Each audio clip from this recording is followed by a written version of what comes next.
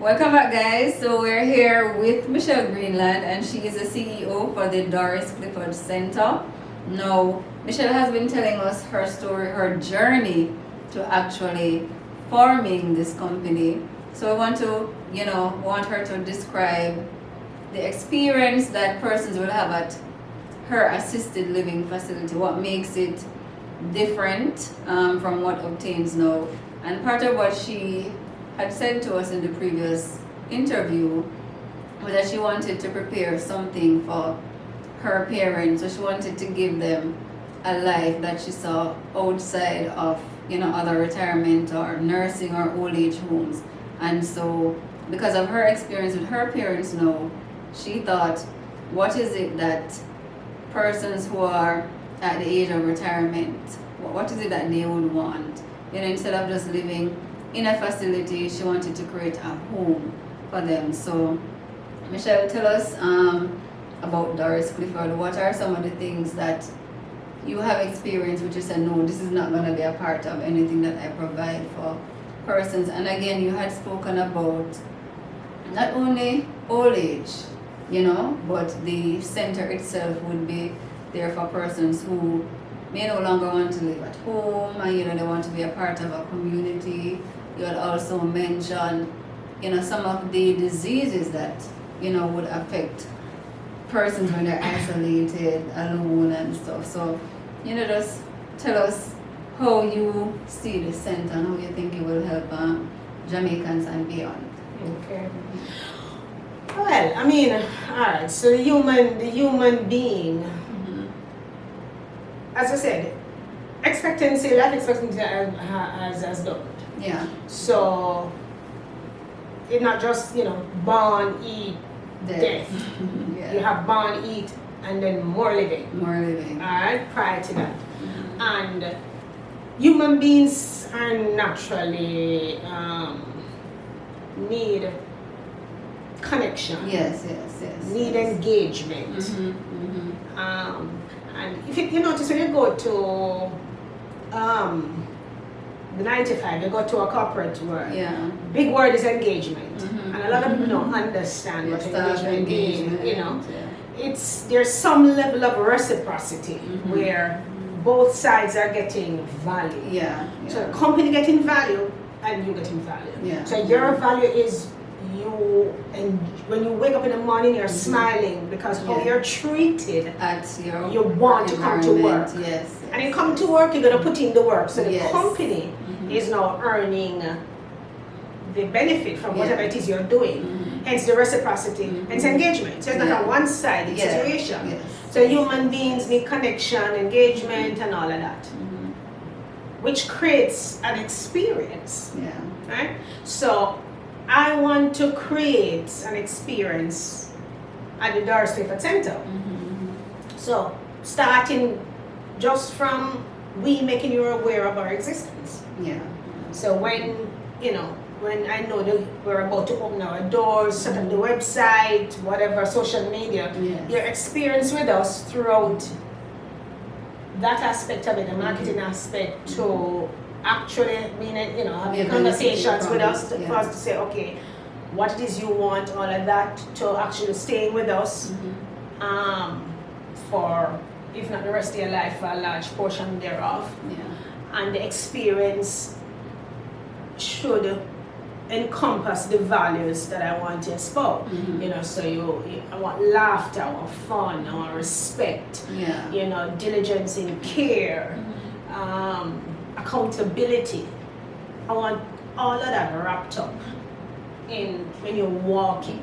I know you said, not to cut you, Michelle, but you said something like extremely important there. You want laughter and fun. And I'm thinking that a lot of our, not just parents, grandparents, or relatives, when they get to a certain age, recognize that they're no longer treated as like as an human beings. It's ageism. It's things that they should enjoy. So it's like we're just, you're getting old now and they don't necessarily go into isolation themselves, but we treat them. No, but that's isolation. Yes. That's isolation. Yeah, we push them into isolation. Ageism is the last ism that nobody is trying to fix or care about. Yes, You yes. have racism, sexism, the isms, Yeah. but ageism, you know, you used to do that when you were young, or you used to do that 30 years ago. That's all ageism, you know. It's all treat people like. Yeah, so it's like discrimination as well. It's a discrimination. No, fine, we understand that when you were born as a child, you don't have access to your limbs, right? Until maybe a toddler and grow up and stuff like that. So between 0 to 18, you're a child, you need guidance. We get that. After 18, you're a grown person. So we also get, depending on the life you live, by the time you're 18 moving on, you need assistance. We shouldn't be discriminating against people because they need assistance. Just like we shouldn't have been discriminating against human little people between 0 and 18. Yes. But we treat 0 to 18 with a lot more respect, because when they're 3, it's my big boy. So they're trying to live them with, try to push adulthood on them. When they're 5, who's my big boy, who's my big girl? When you're 80, you know, you're a baby. And these are grown. You're no longer of value these are grown to people. the society. Take for instance my father. My father is 81, 82. He now has dementia, a different form from what my mom had. He was on medication. So my mom died as a crap. I to tell him. Wow. How old And then was I'm she? like, and she was 2 months away from 90. No, August she did 90. She died in May, so whatever. Just short of 90. So I'm like, oh, shoot. And then I'm like, oh, hold up. He's a grown person. He's an adult. He needs assistance in doing things, but he's an adult. So I told him, he went into a little bit of a spiral. That whole day was just so crying, he did understand. He understood death. He understand that. Remember, with dementia is memory loss plus he also had, both of them had some level of psychosis. So I told him, and of course the rest of the day he was just like crying because he was depressed, just crying. And from a minute there was like, you know, my heart was Should I have throat, you know, But then I'm like, come on.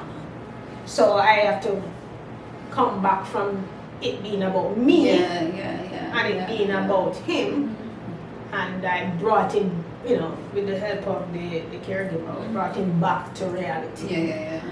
And so by the time 30 days later when we had the service, we had a service for her, we never cremated her and then had a church service. He was fine, he was in the church. I had the caretaker and my helper I've had since 2007. She came, so they both sat with him. And he was fine. We went to lunch and it was great. But that moment when I told him, you know, for a second there, I was like, oh, is he going to, you know, like really like pass out or something? He was just so depressed and crying. But then as I brought that story to say that he's an adult. He has memory issues, that maybe have some level of psychosis, but he's still an adult. He's a living adult. He's an adult. When even the physiology, why you have incontinence is because your the muscles are weaker. Hence, you may have to say, okay, use diaper. But they're not a child. It's just a tool to assist with them not messing up themselves, walking around with pee or whatever. So not because we're on a diaper, don't make them a child. They're still an adult. So you have to regard them as such and that sort of thing. No, you're there because they need assistance in terms of memory. Have to ensure that you take the tablets at the right time, eat, all that sort of thing. So yes, you give assistance when they're adults. So as a result, you still treat them as adults and minimize the ageism. And just, you know, so it to me it's about your life experience, which is what I want to offer, as well as encourage movement. Because at the end of the day, movement, good food, and rest will bring about good life. Yeah. So that's what I want to bring for them. Good food, movement, and rest. Yeah. And that will make the mind sharper, they get stronger. Feel alive. Yeah. And then I encourage the family to come. When they come, don't sit in a corner with them, because participate. If they're playing darts, if they're playing card, go around the table, participate. Don't take them away. Granted, you have a private place to go sit with them if you want to. My thing is, don't do that. Jump around the table, play the card, play the darts. Hopefully, I will set up a walking trail, walk with them. Instead of one of the nurses walking with them, you walk with them. As the family do the chatting. We'll ensure that there are stop places for you to sit down, have a drink, stuff like that. But don't go in one little room because that makes no sense. I know participate in it, and that's why people come to nursing homes and run and leave. They're coming they time give over the care to someone else. No, they're coming time to say hi. We still remember you. And I'm saying this not to judge, because that's what I do. That's what we all do. You're alive. We remember you. But we gotta go. Because the dreariness that is here is pulling us down. Exactly. So we come. We make the time to come, but 15 minutes later, we gotta go. So. There's no judgment. That's what that's what I'm trying to say. When you come to visit, over time. Don't go into a sprint. You have access to visit privately. Not saying no, but my encouragement is you're not coming and see unless it's like in the night or something. They'll be outside reading or chatting or whatever little games we're gonna have. Participate, and you end up being there even longer than you think. You know what I mean? So let them know that you're there. You're not just obliging to come and visit, you know what I mean? But so the experience, I want everything, and the experience is not just the residents, but the team members, the people who are going to work there. So they want to have to come to that place to work, and I want them to be there, and I want to. So therefore, the benefits and how they're treated with respect and they care for each other. So if you can't care for another human being who you work with, you're not going to be. You can't work there, I'm sorry. So I'm not gonna be afraid to say no, or I'm not gonna be afraid of turnover. If you don't fit the culture, it makes no sense. So the whole idea of experience is also for the staff members. They have to want to come, they want to stay, they want to constantly add value to the organization, because we're doing the same thing for you. So you have and they learn how to take care of their own family member by having that experience. But it must not be a hostile. It will never be a hostile environment, or just if not hostile, it won't be so dramatic. Just a regular old place. No, you want to come there, you step in, there's a big smile on your face when you see another employee. And I'm gonna make sure that you care for this one. You have, if you can't, then you have to go. Another thing I want you to talk about is the nutritional aspect, because I know when we spoke in the past, you were talking about just them having the same old meal, but you have persons there with different dietary restrictions, etc. And I also want you to tell us about the age, because remember you said it's not just for like post-retirement and stuff. So tell us about the age that you're catering to, and the other programs such as the nutritional aspect. We spoke about like physiotherapy, stuff like that. Well, okay, so it's gonna start small. I have actually identified a property that I'm working hard and seriously purchasing, but it's not mine yet. But at the end of the day, it's gonna, the maximum is 16 people, right? So it's a minimum of 8 to 16, right? So say you have 10 people, right? You have 12 people. That's a nice amount to personalize. So it's gonna be a people-centric organization where, when you get up, you every day eat porridge for thing, or sometimes you have something else. No, with me, I don't eat the same thing every day because that's who I am. But I know most people tend to not be who I am. I tend to be the odd person out in any 100. If you have 100 people, I'm the weirdest person you're gonna find here. So I don't measure me a little bit, because little bit of thing there. You're gonna have a little bit of taste of Human. me. Yeah. But people don't necessarily like to have the same thing every day. So there'll be, in order to ensure that they live a vibrant life, they might want egg today, they might whatever. So what I'm gonna do, organize it so we know, okay, what you want. So by the end of the day, I'll do it weekly, so we know what it is you want. So we organize for that. So you're not like, okay, Tuesday porridge, that, which makes sense. It curtails your managed time, it curtails costs, but I'm like, I don't think the cost is gonna be all that more just to say, okay, Mary Jane wants scrambled egg today, somebody else just want a bagel, somebody else want porridge, somebody just want whatever. So we have to accommodate that. So I'm moving away from the model that is, let's see what we can do for them, as opposed to what do you want from us. Okay. So what they want, and we meet them there. I like that. Yeah. So we're going to nutritional food, because I mean, okay, so to do this and to own and to operate the business, you have to also be a certified at minimum nurse, geriatric nurse or practical nurse and all that. So I could own the business and don't operate it. But if I'm up, so I did the course in geriatric nursing, right? Okay. And part of the course, you finish it up where you do an internship at a nursing home. So I did the internship at one of the so-called high-end nursing homes in Jamaica.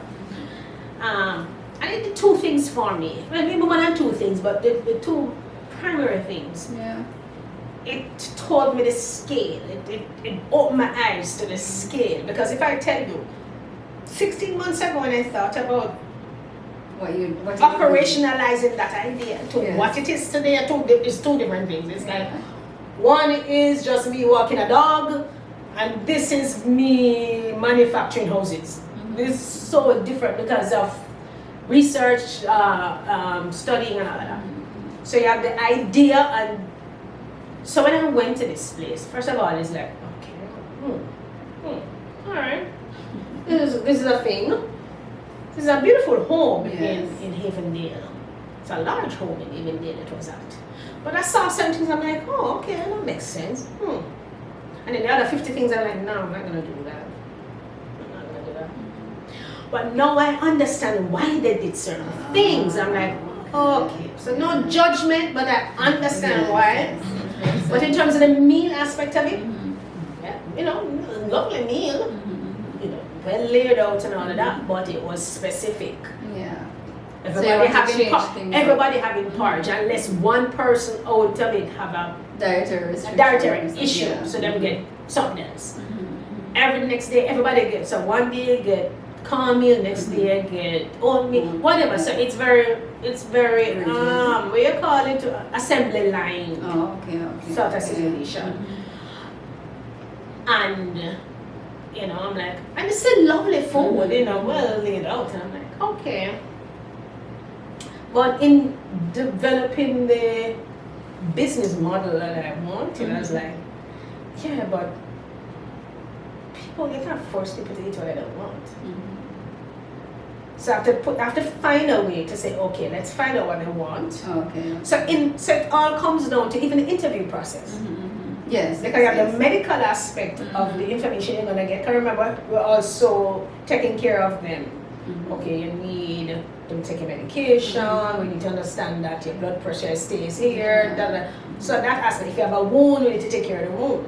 So we understand that as an aspect of your thing. But we need to understand your personal life. What do you like? What's your favorite color? What's your favorite food?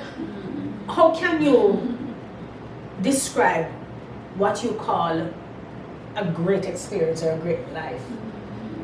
I want to know that. See if it's something I can manufacture, or if not, but I can give you that feeling some other way.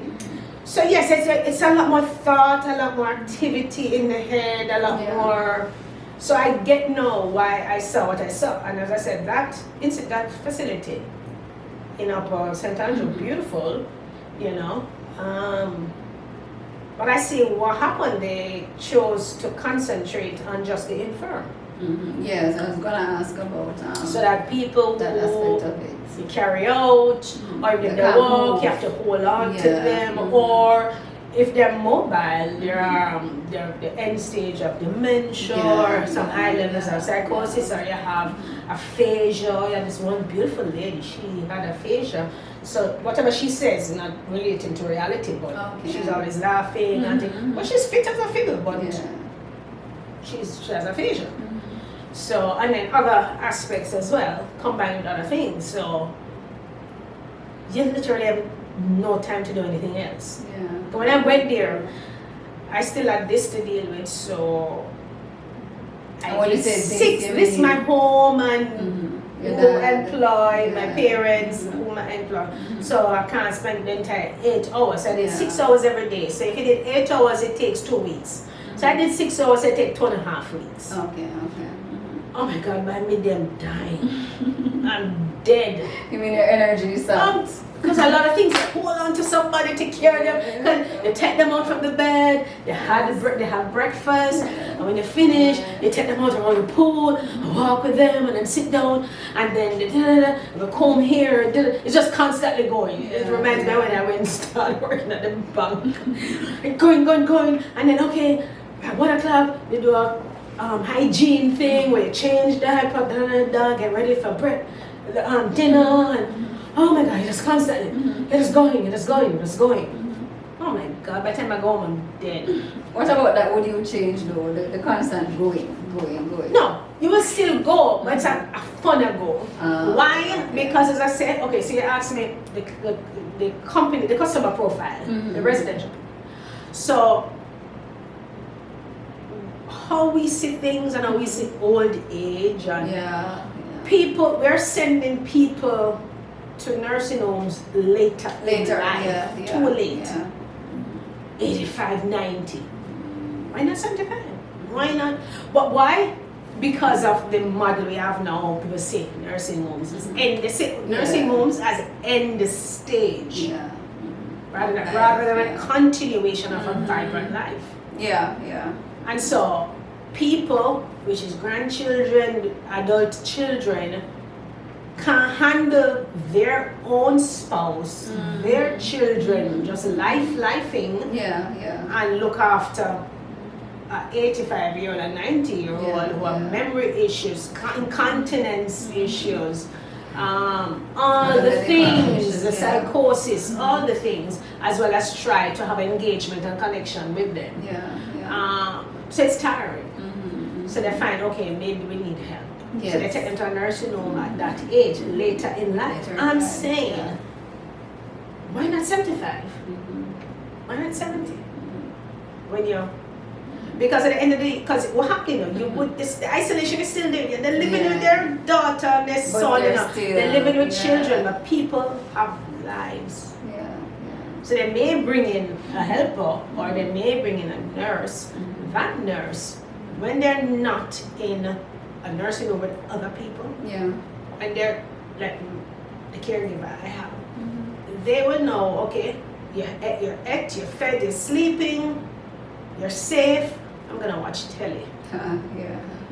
So nothing is wrong with that, but the thing is, it reinforces lack of engagement at that point. So even though you're sleeping fine, you can take a break. But if you do that over time, even when the person is not sleeping, you're now reverting to being on Twitter and watching telly because the person is sitting in the chair. You're safe. So there's no rain not falling on them. Nobody is hurting food, them. shelter, clothing. So things over time put that back. And I'm saying, come here as a nurse, have fun. Engage with your own staff, your own workmate, the residents. So it's going to be busy. It's just going to be a funner busy because you're going to have active adults, even if they have mobility. Because they have mobility. You might have somebody who's in a wheelchair. That's not a problem. But they are mentally on top of stuff and they're ready. So even if you have memory issues, it's the beginning stage. And even if you have dementia, it's the beginning stage. Come my mom. and this is the difference. My mom, I started noticing issues were happening 15 years ago. So it was happening before that. Yeah. And you would think the previous 5 years before that is just a typical mother-daughter thing. And fighting. No. Yeah, It's she as an adult not understanding what's happening to her, and she gets angry and she's annoyed. And then you not knowing that, and you're butting heads. You're butting heads. Yeah. But it's the fact that she as a responsible adult, and then they're used to working constantly. So when she retired, she was depressed. She had nothing to do. She had nothing to do. And she was very depressed. And I'm like, listen, woman, when I go to work, I'm coming home to do anything in the house. I'm relying on you, so I have to give her another job. So she's and she loves looking after me. So she was like, so I can encourage that this is another job. So that helped for like a good 10 years. I saw the same thing with my father when he retired, because he retired late. Well, he technically retired at 65, but then another 10 years he worked for the institution, the company. You know, on contract and whatever. You know, in security work. But when that finished, so he had work every day, and then he had church with you have to carry dinner to church, get ready all day. So it's constantly thing. So his second wife died. He now was no longer he was no longer working, because it was now the liability on the clients, on the company's books for a 75-year-old to be there. So he literally now had to officially retire. So he had nothing doing, and the depression set in. So my mom's dementia was gradual, 15 years. My father one was acute, because he all of a sudden he was doing nothing. Other than Sunday, he went to church the rest of the day. So he was living with his nephew, his grandson, but the grandson is a young man on the road, and them think from your breathing, from your breathing you're okay, as opposed to the other aspects of life. So so I go visit him, and when I'm leaving, he's crying. So even then, after I had my experience with my mom, I still was not making the connection. And then eventually I'm like, oh crap. So then I start watching him. I started to take over in terms of him going to doctors. I started to go to him. So he was still living in his own home, but when to go to doctor, to do all of this, I'm there now to understand what's going on. And I said to the doctor, I think he has anxiety. And she was saying that she thinks so she be on next time and whatever. And then later on, he was like, the crying was a lot more. To do. And then this was like late 2019. So I was looking after him in terms of going to doctor, whatever, but he was still not living with me. And then February 2020 with the whole COVID thing, and I'm like, come. And then I realized he was depressed. He was living from a super active life to doing nothing at all. And then with COVID, and they couldn't go to church and all of that. So his psychosis and his dementia was far quicker than my mom. Because hers was gradual. What would you, having had that experience, Michelle? Oh, but before you go on, sorry, to finish right, so who I would want is for people to come earlier. 70, whatever, active, even if you have mobility issues, not a problem, you know, you have a little memory slightly going down, whatever, but come earlier. You're not laid up. You know, we have activities. So if you have if you need a balancing issue, we give you activity to strengthen the balance. You know, and high coordination stuff. So I'm saying you might be living alone. So you're living alone, clearly. So we're looking for those people. Come live with us. We will whatever. Even if you're not living alone, you live with adult children, but you still have isolation issues. They have no time for you. And again, no judgment, because I'm doing this and I'm still having that issue. Or if you had a surgery and you need 3 months to live and recover, then you have a place to come that your therapist can come and do the thing, the activities with you and stuff like that. So but we want, if